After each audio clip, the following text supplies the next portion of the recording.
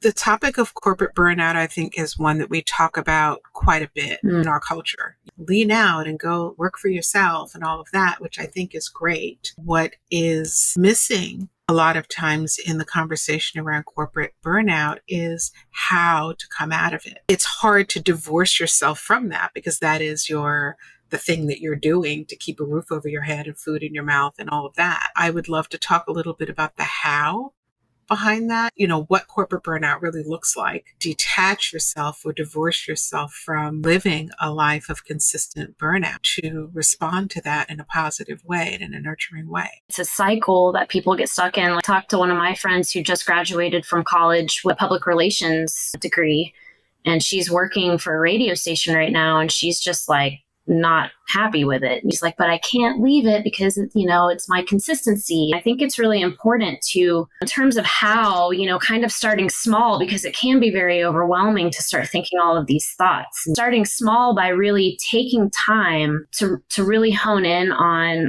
what it is that you're passionate about, like your strengths, right?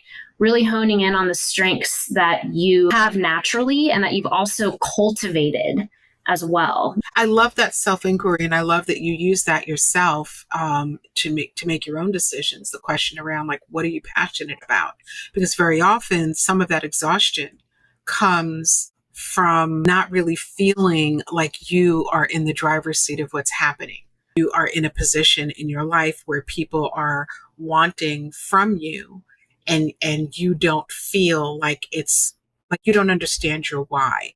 That's where we suffer unnecessarily when we're in this place of doing all the things without having a connection to why we're doing it. For myself, I was in corporate for quite some time. I was on the leadership side of things. What was helpful to me in those moments where I felt burnt out, because the corporate structure, it's a lot like school, where like you have to be at certain places at certain times, and you are working within the construct of an organization and what their needs are, because you're all working toward those goals. And there were times where I was simply tired.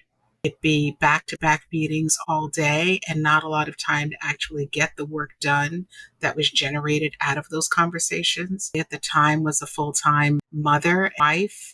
Children were school-aged, and felt myself in a space of feeling very depleted. Everything was coming out of me and I really wasn't and hadn't.